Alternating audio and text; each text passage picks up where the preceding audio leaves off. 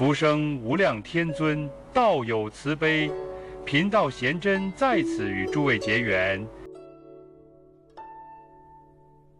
在《道德经》第18章中，老子留下了一段非常值得深思的语言：大道废，有仁义；惠至出，有大伪；六亲不和，有孝慈；国家混乱，有忠臣。这短短20字的篇章，其实蕴藏了对人类文明演化的一种深刻反思，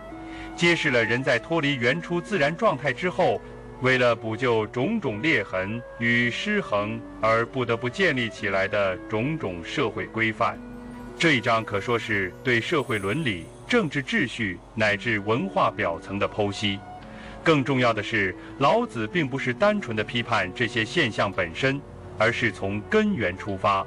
指出其背后的因果机制。我们先来看第一句：大道废，有仁义。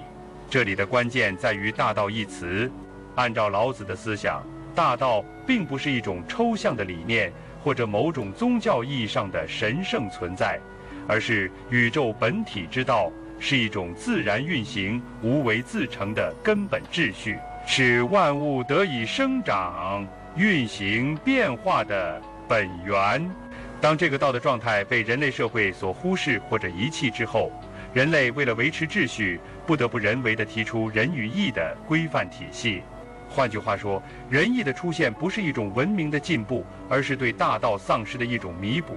这一判断是具有颠覆性的。在传统儒家语境中，仁义是道德的核心，是衡量人的善恶的重要标准。而在老子的视角中，他们并不是起点，而是某种退而求其次的应对之策。这就像一个健康人原本不需要依赖药物维持身体机能，但当健康系统失调了，就要用各种外力来维持表面上的平衡。仁义就像这些补药，是在大道失效之后，社会试图重建道德次序的产物。接下来的句子是惠至出，有大伪。这个惠与至，如果单从表面理解，似乎是人在文明发展中获得的智慧，但老子对此并不持正面态度。相反，他认为所谓的聪慧技巧和理性设计，常常伴随着的是虚伪、做作、掩饰、操控。当惠至出现时，大伪也随之而来。这说明智慧并不总是通向真实，而可能构建起精致而复杂的谎言。我们今天的信息社会就很能印证这一判断。科技与认知的极大提升，并没有自动带来真诚与信任，反而使谣言、操控、过滤泡沫、心理战等伪手段层出不穷。这种智慧的双刃性，正是老子所要提醒我们的六亲不和，有孝慈。这句话看起来略显反常，在家庭不和的情况下，才需要强调孝与慈。孝是子女对父母的善待，慈是父母对子女的关爱。如果家庭中本来就亲密自然，彼此间充满信任与情感流动，那么这些道德教条就无需被提出来强调。但当家庭结构出现裂痕，人与人之间的亲情失去本真，便需要通过宣传孝道与慈爱来修补破裂的关系。在当代社会，代际关系的张力愈发显著，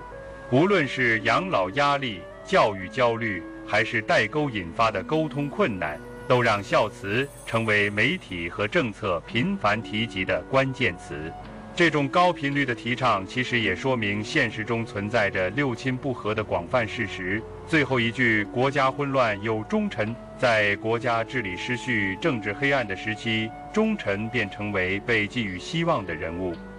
但从老子的视角来看，这种忠也是在大乱之后的一种不得不出现的角色。忠臣之所以值得赞颂，是因为他在一个混乱的体制中，仍然坚持某种理想或底线。而若国家运作本来顺畅，社会本就有序，则根本不需要有人承担忠的特质。这句话可被视为对权力结构病变的一种揭露。忠臣的出现是政治病灶的副产品，而不是理想治理的标志。老子在这一章的思路不是从正面歌颂道德行为，而是揭示这些德行背后常常是更根本的结构性失衡。仁义、孝慈、忠诚、智慧等在传统价值观中被高度肯定的元素，在老子笔下则被重新定义为补救性的产物。这种反向解读要求我们跳脱表象，回归到人类秩序构建的根因。从社会发展的历程看，确实如老子所言，越是制度化、文明化的社会，越依赖精致的道德与法律规范来维系人际关系。但这并非证明人类正在道德上进步，反而可能意味着人与人之间原本天然的信任、亲密、合作等关系逐渐消失，取而代之的是一种靠约束与规范来维持的冷静秩序。这也许正是老子担忧的地方。他更希望人类回到道的层面，那是一种不加思索、自然而然、无需强制的社会生态状态。今天，我们回望这段话，不难发现，它依然对当代社会有极强的现实照应。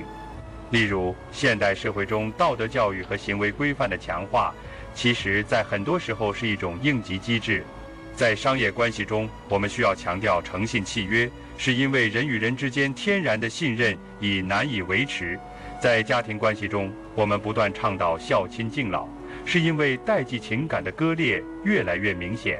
而在国家治理层面，当政治危机与社会信任断裂并存时，清官良将便成为舆论焦点和公众情感的寄托。从心理学的角度来看，这种结构性代偿也是人类适应机制的一种表现。当原始信任丧失之后，人必须创造新的秩序以获得心理安定，但这种制度性、规范性的补偿是有边界的，因为它并不能真正恢复人与人之间本有的情感连结，它更多是一种以行为来维持表面和谐的策略，而非心灵层面的重建。老子希望我们看到这一点，他用最简洁的话语拆解了文明的幻象，提醒我们不要将道德标语当成真实的根基，而应去探寻支撑人类共生的更深层结构。他并不否定仁义忠孝的价值，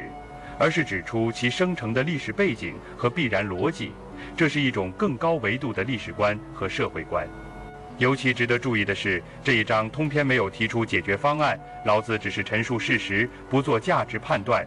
这种做法本身就是道士的体现，因为道并不强加改变，而是揭示真相，引导人自然领悟。回到现实生活中，这也提醒我们，在试图改善社会结构、增强伦理规范时，不能只是不断叠加外在制度，而要从源头去修复人和人之间最基本的关系机制。比方说，在家庭关系中，与其事后通过道德绑架的方式去要求子女孝顺父母，不如在亲子关系尚处于可塑阶段时，建立起足够的情感互动和信任支撑。在国家治理中，与其依赖清官铁腕的个别行为来提振民心，不如从制度源头保障公平、透明与法治。而在社会整体层面上，与其过度依赖教育体制传授所谓仁义道德，不如创造一种更能激发内心真实善意的环境。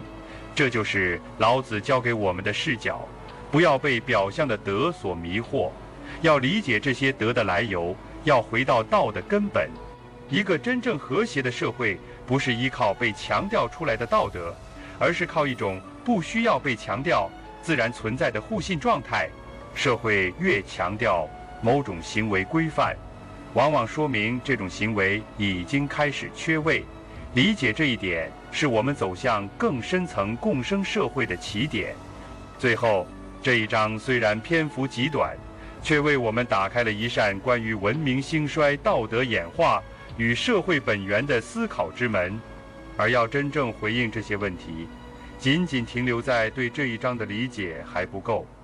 老子在接下来的篇章里，将继续描绘人类如何回归到那种无为而治的理想状态。他将以更抽象也更宏观的方式，引领我们从道德的表象迈向宇宙秩序的深层逻辑。